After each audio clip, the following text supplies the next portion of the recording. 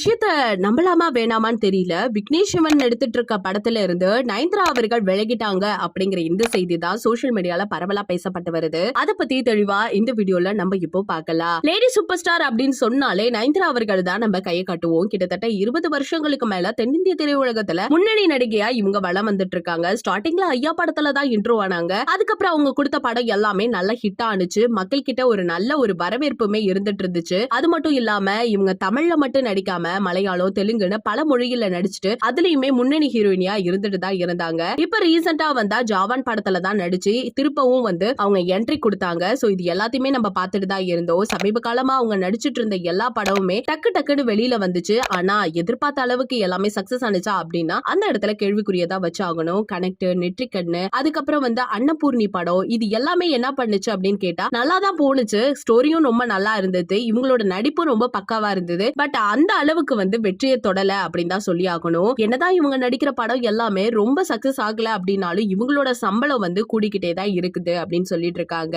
இப்ப ரீசெண்டா வந்து ஒரு படத்துல கமிட் ஆகியிருந்தாங்க. ஆனா 2 படத்தையுமே இப்ப கைவிட்டுட்டாங்க அப்படின்னு சொல்லிட்டு இருக்காங்க. இப்ப விக்னேஷ் சிவன் இயக்கத்துல பிரதீப் ரங்கநாதன் அவர்கள் வந்து நாயகனா நடிக்க ஒரு படத்துல வந்து ஒரு நல்ல ரோல்ல வந்து இவங்க நடிக்கலாம் அப்படிங்கிற ஒரு பிளான்ல இருந்திருந்தாங்க. அந்த படத்தோட பேர் வந்து LIC அப்படின்னு சொல்லியிருந்திருக்காங்க. இந்த படத்தோட பூஜை கூட சமீபத்துல நடந்து முடிஞ்சது நம்ம எல்லாருக்குமே தெரியும். அப்படி இருக்க நிறையில வந்து இப்ப அந்த படத்தை வந்து கைவிட்டு இருக்காங்க. என்ன காரணம் அப்படின்னு கேட்டா போதுமான வந்து சேலரி இல்ல அப்படிங்கிற ஒரு ரீசன் தான் இப்ப முன் வச்சிருந்திருக்காங்க. இது உண்மையா பொய்யா அப்படிங்கிற விஷயம் இன்னுமே வந்து கரெக்டா தெரியல. சோ அது மட்டும் இல்லாம பிரதீப் ரங்கநாதன் அவர்களுக்கு அக்காவா நடிக்கிற மாதிரி தான் இதுல ஒரு ரோல் இருந்திருக்கு. சோ கண்டிப்பா வந்து அவங்க நடிச்சிருந்தா அப்படின்னா சூப்பராவே ஹிட் ஆகுறதுக்கான வாய்ப்பு இருந்திருக்கும். பிகாஸ் இப்ப நம்ம எல்லாருமே வந்து அவங்களோட ஹீரோயினியா தான் பார்த்துட்டு இருந்தோம். ஒரு சிஸ்டர் கேரக்டர்ல அவங்க நடிக்கிறாங்க அப்படிங்கும்போது அந்த கேரக்டர் எப்படி இருக்கும் அப்படிங்கறது இமேஜினேஷன் பண்ணும்போது ரொம்பவே பக்காவா இருந்துட்டு இருக்கு. சோ இந்த விஷயத்தை பத்தி நீங்க என்ன நினைக்கிறீங்க? இது உண்மையா இருந்தா நீங்க எப்பெல்லாம் ரியாக்ட் பண்ணுவீங்க